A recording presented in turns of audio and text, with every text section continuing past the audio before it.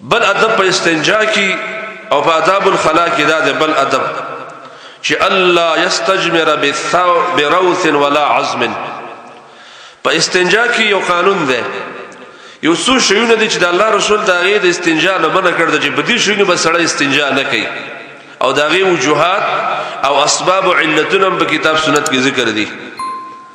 زبر دا غشمار کم د یو قیدی په صورت کې بیا به خبر آسان شي. هر هغه څه باندې استنجا کول ناروا دي چې دا هغه څه به احترامي په ګرځي او په هغه څه باندې قران او حديث لیکل کېږي، په دې شنو به استنجا نه کوي. لکه د کتاب په پاڼه به استنجا نه کوي او د سوچول، د کاپۍ په پاڼه به استنجا نه کوي په دې باندې او د سوچول. هغه د اخبار چې کوم کاغذونه لري ټوټې د اخبارونو مشرق اخبار د وبل په دې باندې صفائی کول او په دې باندې او د سوچول دا ناروا دي. یو لوی سړی تیر شوی د په دنیا کې زمون په دې صدای کې ده امام ابن باز رحمه الله تعالی، دغه فتاوا ما کتله، هغه د دې خبرې هم خلافو چې اخبار سړی په ډوړی کې استعمالي او د دسترخوان په تور استعمالي، د دې به مخالفت کاو. اگر کدا سړی په دنیا کې د سترګو نړون تیر شوی ده لیکن د زړه سترګې د چا بنامي، نو هغه به الله د نبی د خبرې قدر کوي. هغه به ویل چې په دې انګریزي اخبارونو کې یا د چاینا والا اخبار د موږ په نه پويګو، په دې کې د الله نومونه لیکل شوی، نو دا به د بټۍ والا د روټو د لپاره استعمالول، هوټل کې د دسترخوان په تور باندې استعمالول، بعضو دکانونو کې ایمرجنسي د دسترخوان د اخباراتو نه جوړول نه پاونه، دې ته علماء ناروا ویل ورونو. او دا پاکستانی چې کوم اخبارات دی په دې ټولو کې د قران آیتونه لیکل دي. تاسو مشرق اخبار کتلې په سر کې ولله المشرق والمغرب د دې آیت ترجمه لیکل، دا د مشرق اخبار په سر لیکلي. دیو جن هر هغه څه چې باغی باندې قران لیکل کېږي، کتابت په هغه باندې کېږي، او هغه څه چې د احترام د لپاره استعماليږي او د یو د سمات د لپاره جوړ نه دي، نو هغه څه باندې استنجا کول ناروا دي. دا قاعده ځان سره یاد کړه.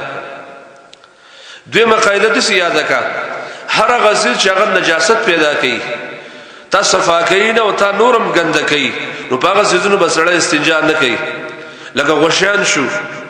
یا نور د ګندونه وغیرہ شو، سکاره شو، په دې شینو باندې او د سوچول یا په دې څه باندې استنجا کول ځکه ناروا دي چې دا صفائی نه راولي، بلکې دا ګندګي نورم پیدا کوي، دا نورم انسان ګندګي او ابتر کوي، خرابوي، نو په دې څه به استنجا نه کوي، دا منع دي. دا قانون د کتاب سنت کې. هر هغه څه باندې به استنجا نه کوي چې دا غینه کبر لازمیږي، لکه روټي باندې استنجا کول په قهوه دا نوم د روټي لیکل دي، په روټي باندې استنجا کول، په روټي باندې او د سوچول، دا باقاعده په کتابونو کې دا خبرې لیکل، ځکه د علماو ته پته و چې د څه بېباکه خلک پیدا کېدو ورشته. نو هغه سيزونه چې هغه د رزق د باب نه دی، رزق دی، په دې شینو باندې استنجاګانې کول، په دې شینو باندې او د سونه وچول، دا ناروا دي. بل قاعده هر هغه څه باندې به استنجا نه کوي چې هغه ضرر تعالی ورکی، تکلیف ورکی، صفائی نه راولي، بلکې داغه به ځای تکلیف ورکی، زخمی کوي دي، داغه نه نورې بیماریاں پیدا کیږي، نورې وسوسې داغه نه پیدا کیږي. په دې شینو به سړی استنجا نه کوي، لکه ډوکی په دې باندې استنجا کول یا په وسمنې سيزونو باندې استنجاګانې کول چې دا بدن کې زخم پیدا کوي او بدن ته نقصان رسي، دا خبره منع ده. پنځمه قاعده په هر هغه څه به استنجا نه کوي چې هغه د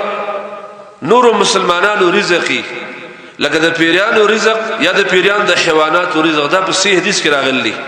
په دا شوینه باندې استعماله. دا اډو کې چې دي د الله نبی فرمایلی کوم اډو کې تاسو گزار کړئ او بسم الله په ویلی، نو په دې باندې نور غوخه راځي، دا غوخه چرانه د پیرانو خوراک دی. او دا غوشان چې کوم دی د اوخ سوټه، د غواو د بيزي، دا سوټي موټي شي په دې باندې پیغمبر و استنجا به ذکر نه کوي چې دا د پیران د حیواناتو خوراک دی. نو لہذا پیران د مسلمانانو رونه دي، د دوی خوراک باندې ګنده کې، د سیس باندې استنجا نه کې چې ستاسو د ورور خوراک په ګنده شي یا د هغه د ساریو د حیوان خوراک په ګنده شي. دا مسلمانۍ د یو بهترین سیس دی چې مسلمان دی ته وایي چې هغه به تسلیمي، قران او حدیث به غاړه خودلی کې هغه د عقل منی او کنه منی ته مسلمانی وایي. او مسلمان دی ته وایي چې هغه ځان لم ضرر نه ور کوي او بل مسلمان لم ضرر نه ور کوي. اگر که هغه بل مسلمان ساده جنس نه دی، پیره د انسانانو د جنس نه دی، لیکن شریعت کې ویل دی له ضرر نه ور کوي، ځکه دا مسلمانان دي، کلمه ګو دي، او دا د محمد رسول الله صلی الله علیه وسلم امتیان دي، نو دیول هم تکلیف نه ورکه. د دې خبرې لحاظ بساتي. دلیل څه شری عبد الله بن مسعود رضی الله عنه حدیث ده مشهور روایت ده مشکات کې راغله ده صحیح مسلم کې امام مسلم رحمه الله راوړی ده په قصه د جن کې و نبی صلی الله علیه وسلم د پیران د خوراک متعلق چا تاسو وکړه او پیران نه تاسو وکړه چې تاسو څه خورئ نو پیران ویل لکم کل عظم ساز د بار هر غړو کې ذکر اسم الله چې د الله نوم په یاد کړی شي يقع في ايديكم ساسو په لاسونو کې چې واقع شي او فرما يكون لحما چې زمونږ لاسونو کې واقع شي نو کې ډیره وخی صحابه ته وځي تاسو کوم اډو کې گزاري نبی رسول الله تو فرمایل نو پیرانو په لاسونو کې چې ولګي نو پیرانو دا بیان کړو چې زمونږ لاسونو ته چکل راشي نو په دې باندې ډیره وخی وكل بعره علفا لدوابكم او هرغه سيزونه غپچی چې غستاسو د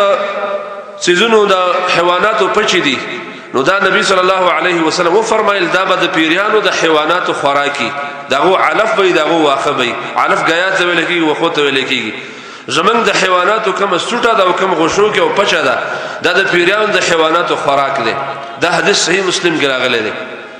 دی حدیث دا خبره معلومیږي چې باغ سيزونو باندې استنجا نه کوي چې کوم د غشیانو یا د پچو قسمونه د سفیاګي قسم چې بدی بناو د سوچه نو بدی باندې خپل صفائی کې دا ناروا ده